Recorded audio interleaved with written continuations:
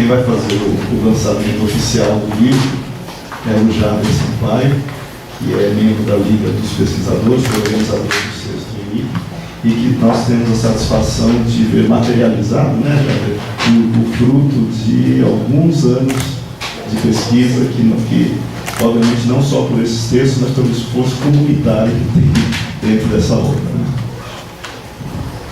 Bom dia a todos. Estou bem surpreso de estar aqui. Eu sabia que ia lançar, não sabia que era agora. Eu queria lembrar a vocês que isso aqui é mais um capítulo, vamos dizer assim, de uma coleção. Né?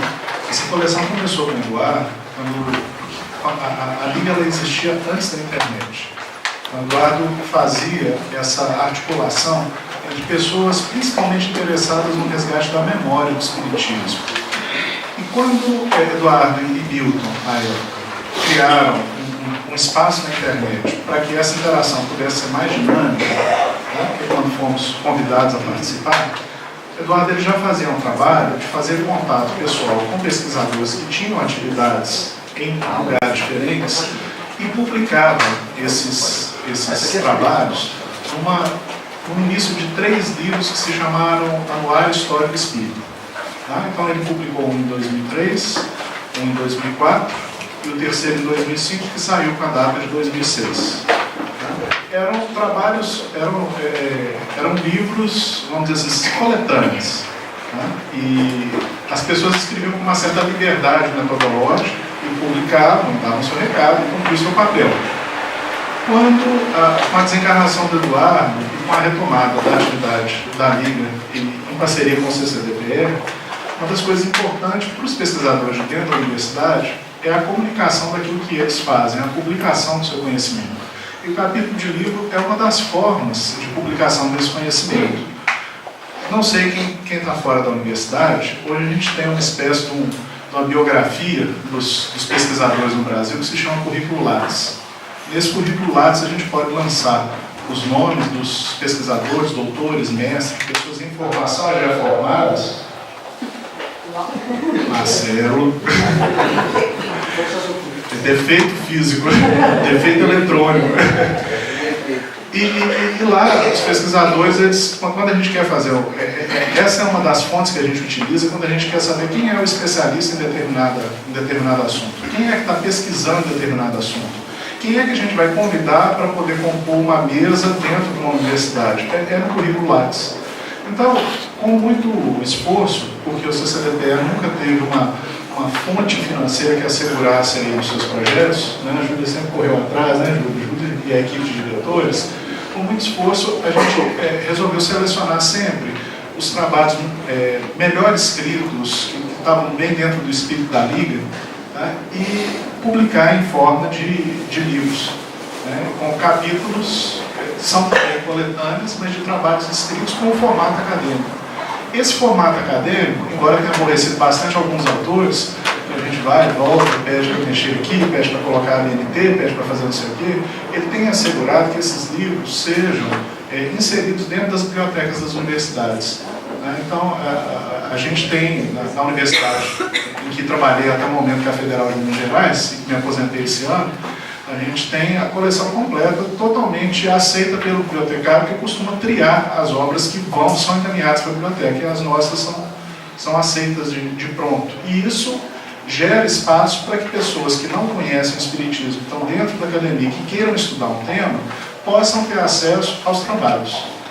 Nesse livro em especial, foi uma grata surpresa para nós. É ruim a gente falar de um trabalho de outro, tá? Então, porque a gente fala de um e talvez o outro autor fala assim, por que não falou do meu?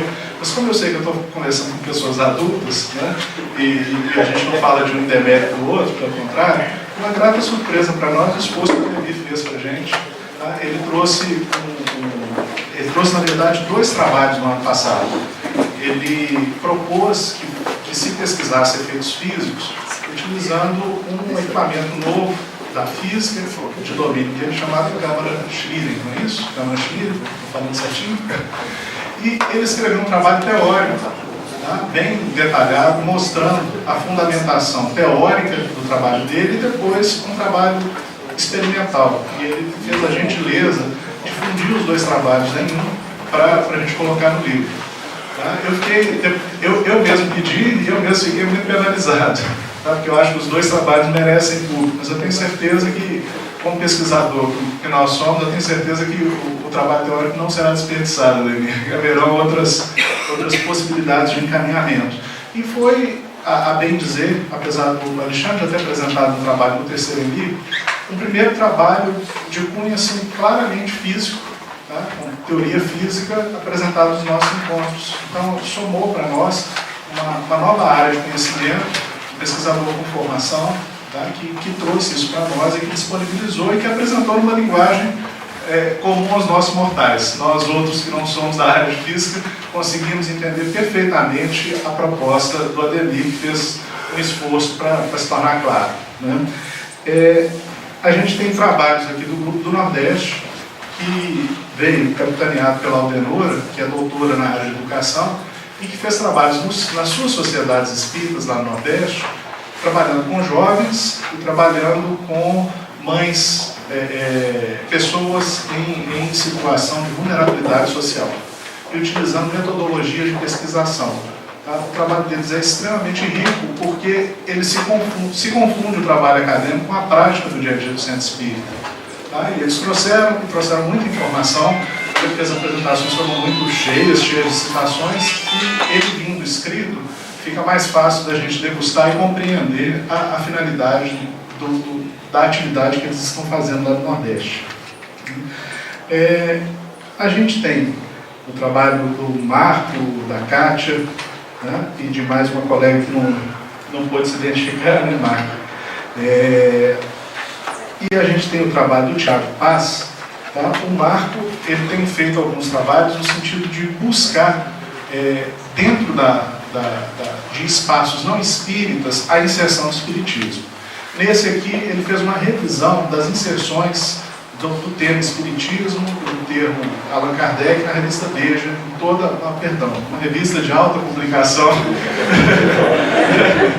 em toda a história da revista, e estudou quais eram os editores que eram simpáticos e antipáticos ao espiritismo, qual era a temática, qual era o conteúdo, o que foi veiculado para a sociedade acerca do espiritismo. Um trabalho bastante rico e que veio a somar com coisas que a gente veio discutindo agora na Liga e teve a oportunidade de trazer contribuições a partir desse trabalho.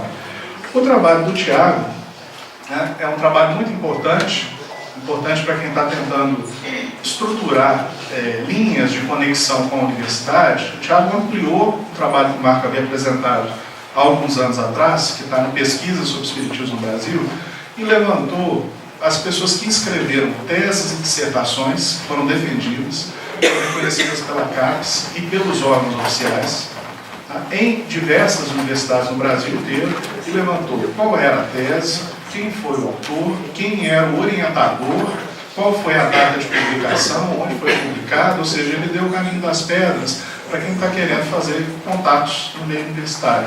Ou seja, quem se interessou pelo espiritismo, seja ou não espírita, quem pesquisou e produziu sobre o espiritismo.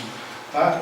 É um trabalho interessante de fôlego, porque, se a memória não me falha, ele listou mais de 150 trabalhos. E o que a gente vem acompanhando com o passar do tempo é o crescimento exponencial desses trabalhos. Cada vez mais as pessoas têm acesso ao ensino superior, cada vez mais as pessoas têm acesso à pós-graduação e estão produzindo trabalhos em conexão com o espiritismo. Não dá mais para poder fingir que o espiritismo é um interesse, pensar que o espiritismo é algo do interesse de uma minoria dentro da sociedade brasileira. Tá? Há muito tempo os espíritas deixaram de ser minoria e, pelo menos enquanto fenômeno social, tá, o espiritismo precisa ser pesquisado pelas universidades. Nós somos menos pesquisados no Brasil, falava o doutor Alexandre no evento que a gente promoveu, do que a Umbanda, do que o Candomblé, do que os cultos afro, porque esses organismos se fazem presentes dentro da sociedade brasileira. Tá? Então, a gente conhecer a nossa própria história, a gente conhecer todos os meandros e as riquezas que são ligadas à ideia do espiritismo, é uma proposta importante e poder dialogar com as pessoas que estão produzindo dentro da universidade. Por fim, meus colegas de departamento, que são Yuri e Miguel, fizeram um trabalho de base de base fenomenológica, estudando a inserção dos espíritas dentro de uma sociedade espírita. E o significado do trabalho voluntário para esses espíritos, que para nós da psicologia é algo bastante rico e de bastante contribuição. Isso é o que a gente encontra nesse livro. Acredito que todos os inscritos tenham ganhado o livro. Tá? Então eu quero convidar vocês todos, os que não têm, a adquirir os outros dois, a temática espírita na pesquisa contemporânea, tá? E o pesquisa sobre o espiritismo no Brasil, que trazem os trabalhos dos outros anos, tá? Para ter sua coleção completa em casa.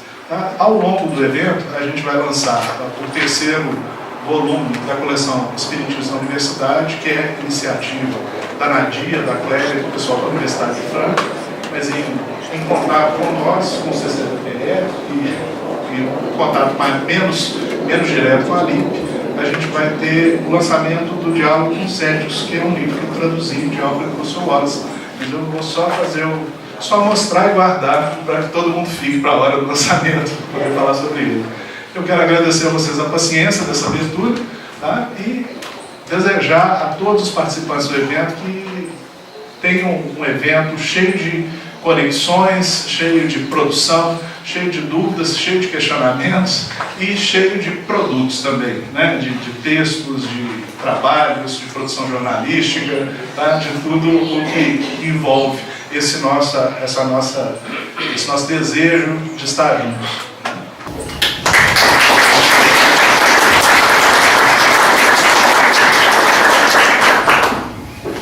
Eu só para registrar a presença do Correio Fraterno, a figura da Isabel Vitusso, que é a editora do jornal, a diretora, e também a Eliana Haddad. Não sei se tem outros meios de comunicação aqui que eu tenha visualizado. Tem a Magali também, da área de comunicação, né, do Mundo Maior Filmes e da Rádio Bonal.